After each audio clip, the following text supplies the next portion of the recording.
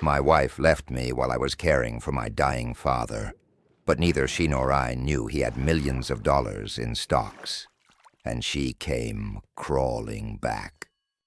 When my dad started dying, he did it the same way he'd lived, quietly, stubbornly, and pretending it was just a little indigestion. By the time he let me drive him to the hospital, his skin had turned the color of old paper, and he could barely sit upright without wobbling like a baby deer. So I moved into his house, slept on a lumpy recliner that smelled like motor oil, and fed him soup from those tiny hospital cups.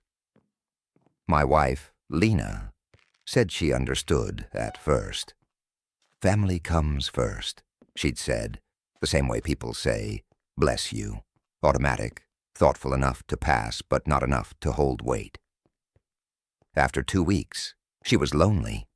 After 3, she was confused about what she wanted. After 4, she sat me down on Dad's sagging porch swing and said the line I'll never forget.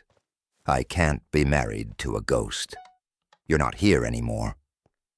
A ghost, me. The guy sleeping in hospital chairs and running home every morning to clean Dad's grown man messes. She left on a Wednesday, packed 2 suitcases and her blender. She always loved that stupid blender, and said she hoped we could find our way back someday. I told her I didn't have the energy to find clean socks, let alone a whole marriage. She drove away without looking back. Dad died 9 days later, holding my wrist with those thin fingers like he was afraid I might float off without him. And I thought that was the end of the bad. Turns out, life had a little plot twist waiting in the folder he kept in the back of his closet, underneath a stack of old fishing magazines. I opened that folder expecting bills, maybe a few embarrassing love letters to my mother. Instead, I found statements with too many zeros, the kind that make you blink and then blink again, like your eyes are buffering. Stocks, bonds, accounts. I swear he didn't know he had, because if he had, he would have bragged about it while fixing a carburetor or yelling at the evening news. Millions, not metaphorical millions, not retirement someday millions. Actual, call your lawyer, don't tell your relatives millions. I sat on the floor of his closet, holding those papers like they were radioactive. I laughed. A loud, ugly, relieved and furious laugh. Because the man who once fought with a cashier over a 30-cent coupon had died a secret millionaire. My phone buzzed 3 times that afternoon, all from Lena. I didn't answer. I assumed it was the post-divorce cleanup talk, the I hope we can stay friends scripted nonsense. I wasn't ready. But she kept calling, 6 times, then 11. Then came the text. I heard about your dad. I'm so sorry. Can we talk, please?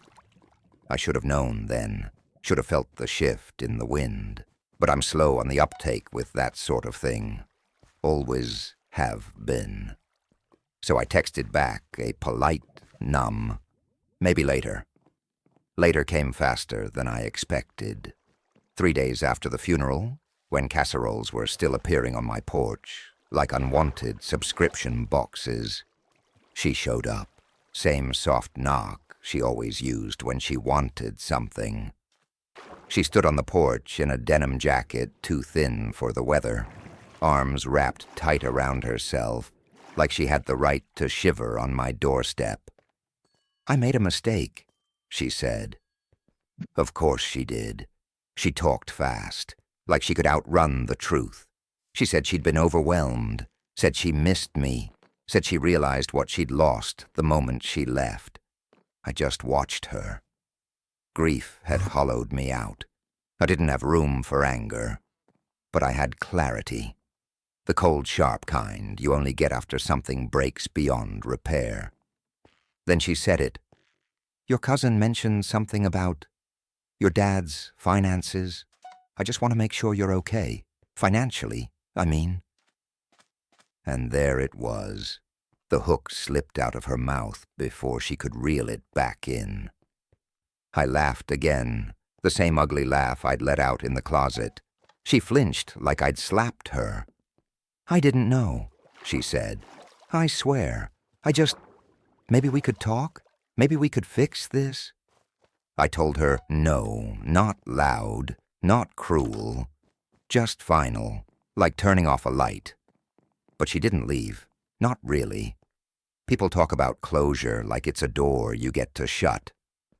But sometimes closure is a raccoon that keeps coming back, no matter how many times you chase it with a broom. Lena started texting every morning. "Hope you're okay. Thinking of you. I miss us." I answered some, ignored most. She tried showing up again. I didn't open the door. She left long, heartfelt letters that smelled like her perfume. I threw them in a drawer because I didn't know what else to do. Meanwhile, I tried adjusting to this new version of my life. A house too quiet, a bank account too full, and no one left to tell me how to fix a carburetor, even though I never asked. Grief is weird. Some nights I missed my dad so much I thought my bones might snap under it. Other nights I missed the version of Lena I thought existed, the one who would have stayed if life hadn't gotten messy. But then I kept catching myself, imagining her walking through the house like she owned my future. Imagining her waking up next to me with that entitled sigh she always gave when bills were due. And I realized she didn't want me. She wanted stability, proximity to luck, access to wealth she hadn't earned. It was almost funny. Life spends years kicking you and then hands you a bat and says, "Your turn." The day it really snapped into focus, I was at the lawyer's office signing the final transfer documents. It was quiet. That insulated silence rich people apparently live in full-time. I felt small in that room, but for the first time in a long while, not powerless. My phone buzzed, a text from Lena. "I'm outside. Please, 5 minutes." I stepped out to the parking lot. There she was, leaning against her car, eyes red. She looked like the ghost this time. "I love you," she said, and the words fell flat between us. She didn't even sound convinced. I told her the truth, that I wished her well, that grief had burned everything unnecessary out of me, that I didn't have anything left she could take. She cried. I let her. I wasn't unkind, just done. When she finally drove away, I felt something loosen in my chest, like a knot that had been waiting for years to slip free. On the way home, I stopped at this little roadside diner Dad used to love, ordered his usual. The waitress called me sweetheart, and I didn't correct her. It felt grounding, somehow, to be seen as just a regular person instead of a newly minted millionaire or a recently abandoned husband.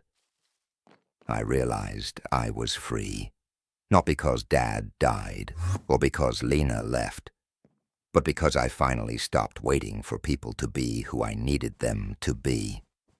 Life didn't magically get easier after that. The house still creaked weirdly at night. Grief still punched me in the throat when I smelled Old Spice. Some mornings I woke up expecting a text from Lena and felt stupid when I checked my phone. But there was peace, too. Quiet mornings on the porch with coffee, long walks, occasional laughter that didn't feel borrowed. 6 weeks after everything, I met someone at a hardware store, of all places. She was arguing with an employee about drill bits, passionately, incorrectly, and I stepped in. One conversation led to another, then to lunch, and then to something warm, something steady, something real.